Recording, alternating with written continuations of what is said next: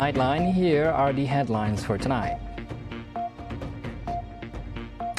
Prime Minister Dato Sri Anwar Ibrahim demands the immediate release of global Sumut Flotilla volunteers detained by Israeli forces. Meanwhile, Sarawak partners with the World Bank and the federal government to launch major reforms in state enterprise governance and public finance.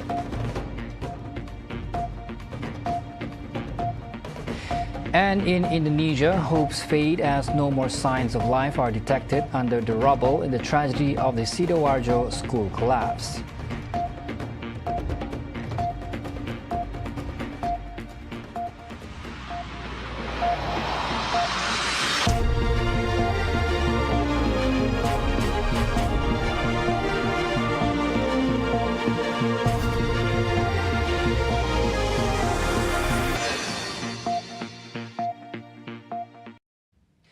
Prime Minister Dato Sri Anwar Ibrahim is urging Israel to immediately release all global Sumut Flotilla or GSF volunteers detained by the Israeli military early this morning. He stresses that Israel must not act with cruelty toward a humanitarian mission whose sole purpose is to deliver medicine and food to Gaza. Anwar says the government is actively engaging relevant parties, including ASEAN and the international community, to secure the volunteers' unconditional release. Earlier today, Israeli forces reportedly intercepted and detained dozens of boats carrying international activists about 60 nautical miles off the Gaza coast. To date, 15 Malaysians have been confirmed among those detained.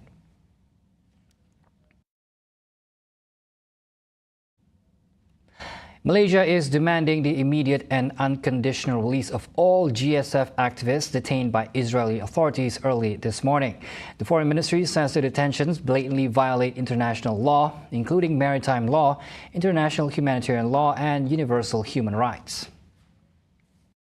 Wisma Putra is also urging the UN Security Council and the international community to take swift, concrete action to stop Israel's actions and end its impunity. The ministry adds that stakeholders must enforce international law and ensure Israel is held accountable, stressing the world can no longer tolerate Israel's open disregard for universal norms and principles.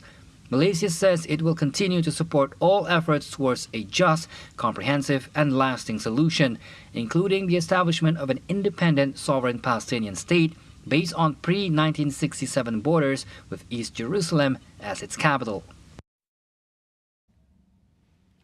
Meanwhile, a diplomatic approach is seen as the best way to handle the detention of Malaysians involved in the GSF to ensure their safety. Defense Minister Mohammed Khalid Nordin says a military response is off the table, warning it would put the detainees' lives at greater risk while they remain in Israeli custody.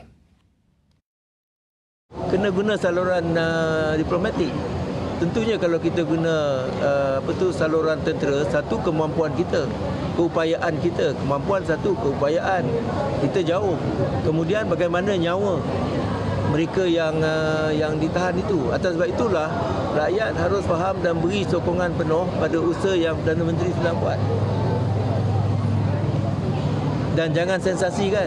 He says the Prime Minister can resolve the issue through diplomacy, just as he did in October last year. Back then, Thailand's Prime Minister Srettha Thavisin asked Anwar to help secure the release of Thai nationals reportedly held hostage by Hamas during the Palestine-Israel conflict. Atas sebab itulah mesti ada pertemuan, bila dia orang panggil mesyuarat kita jumpa sebab kita nak ada hubungan. Bila kita ada hubungan, ada keyakinan kita berkawan.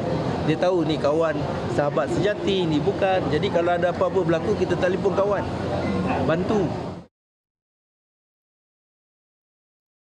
In other news, Sarawak, the World Bank and the federal government are deepening cooperation on sweeping reforms to state-owned enterprise SOE governance and public financial management, marking a key inflection point in the state's economic trajectory.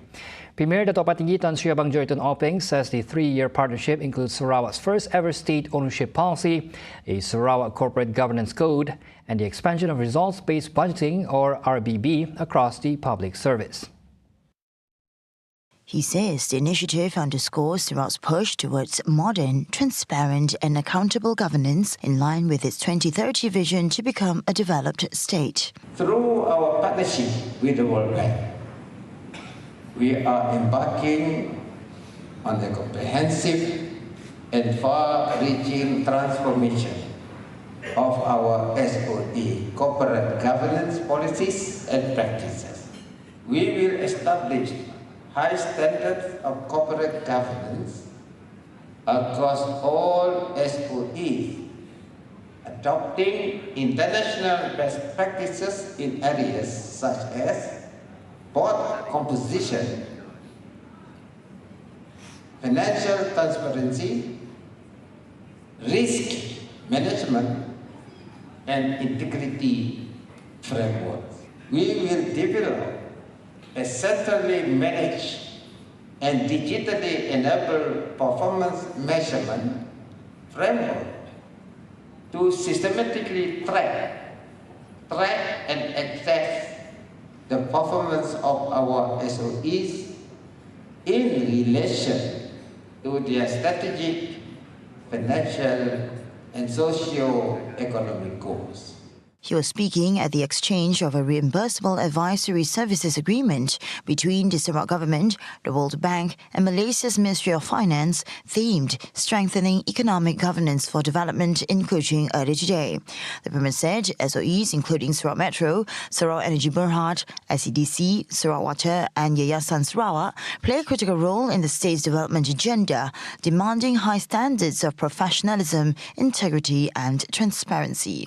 Unfortunately, we have seen examples in Malaysia where governance failures in SOEs have resulted in financial losses, damaged reputation, and a loss of public trust in government institutions. Here in Sarawak, alhamdulillah, we are committed to a different path. We understand that strengthening corporate governance of our SOEs is not just important, it is an urgent priority. Sarawak is also transitioning to the Malaysian Public Sector Accounting Standards (MPSAS), replacing MPERS to align with the international public sector practice, a shift the Premier said will provide a more comprehensive view of the state's financial position, including future liabilities, and help deliver its 2030 vision. Also, Sarawak has introduced Malaysia's first state ownership policy to set clear principles and a framework for the state's role as an active, professional and accountable shareholder. Premier Abang Johari says the policy is vital to ensure precise asset management and good governance.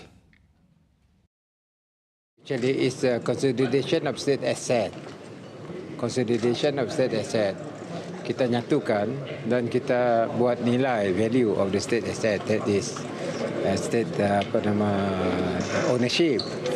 Then you have to safeguard the ownership through prudent management, so that we have to add also the value of our asset. Meaning what is important is how you manage state asset. There's a lot of asset di bawah kerajaan kan. Jadi kita mesti mempunyai data dan kita safeguard how you govern. This is question of governance. Some of asset is under our GRC and some are under certain body. And this asset has to be protected. He adds that further details of the policy will be shared during the 2026 budget presentation in November. Abang Johari also highlighted results-based budgeting (RBB) as a complementary approach in public financial management to fortify governance, especially for state-owned enterprises. You give allocation to source your fund. You give to A, and then A is to implement it. So we have to make sure that there is a result at the end of the day when you allocate that particular fund to certain project. Macam KUTS. We allocate fund to TVS, and then Sarawak Metro is implementing agency want to see certain time, ya. Kita ada implementation schedule lah. So you want to make sure that they are according to schedule. Sebab dia ada projek macam JKA, ngolah bridges, ada kedak bridges sakit, ada kedaknya complete earlier, some are delayed on project. So that's why, in other words, kita monitornya, nangganya pun result lah. That's why we call it result budgeting. Kerana you dah bagi budget. So what we want it to be delivered. He says if an implementing agency misses the set completion timeline, the project is deemed non-performing. This approach, he says, is already underway with World Bank support.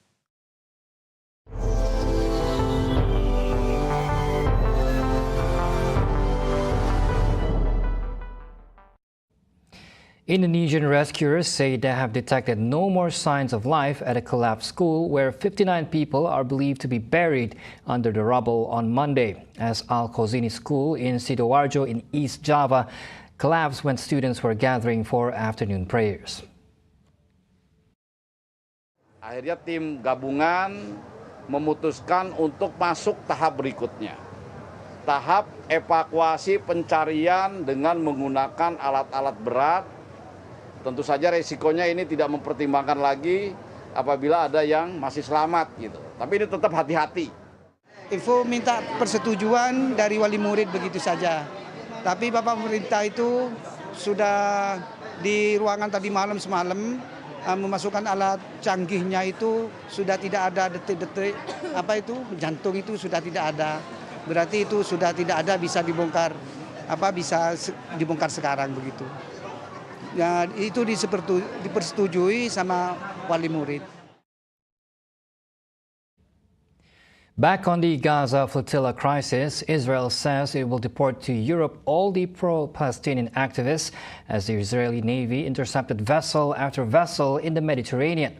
The global Sumut flotilla of around 45 vessels began its voyage into Gaza last month with politicians and activists as well as 34 Malaysians. By today, of the roughly 45 ships, more than 30 had been intercepted or were assumed to have been intercepted. Israel says that none of the vessels had successfully breached its maritime blockade. In a statement, the flotilla organizers branded the interceptions as illegal since they were traversing international waters. Flotilla spokesman Saif Abu Keshek said the vessels that had not been intercepted were determined to continue. Israel's foreign ministry said the intercepted activists were being transferred to an Israeli port. The flotilla had earlier vowed to press on with its bid to break the genocide and deliver aid to Gaza despite intimidation tactics by the Israeli military. In Italy, which has already seen a general strike in support of the flotilla, hundreds of protesters turned out on Wednesday in Rome. Unions have called for another strike on Friday to urge stronger action from the government against Israel's action in Gaza. Meanwhile, Colombian President Gustavo Petro said he will expel all remaining Israeli diplomats in the country over the interception. Turkey called the interception an act of terrorism that constitutes the most serious violation of international law and endangers the lives of innocent civilians. Israel blocked similar flotilla campaigns in June and July. Efforts to swiftly end the U.S. government shutdown collapsed on Wednesday as Democrats in Congress went home without resolving a funding standoff with President Donald Trump. Federal funding expired at midnight after Trump and lawmakers failed to agree on a deal to keep the lights on, prompting agencies to wind down services while the White House warned of imminent firings of public sector workers. Unfortunately, because the Democrats shut down the government, the president has directed his cabinet and the Office of Management and Budget is working with agencies across the board to identify where cuts can be made. And we believe that layoffs are imminent. They are, unfortunately, a consequence of this government shutdown. And those were the updates on TVS Nightline. I'm Razi Ahmad. Thank you for watching.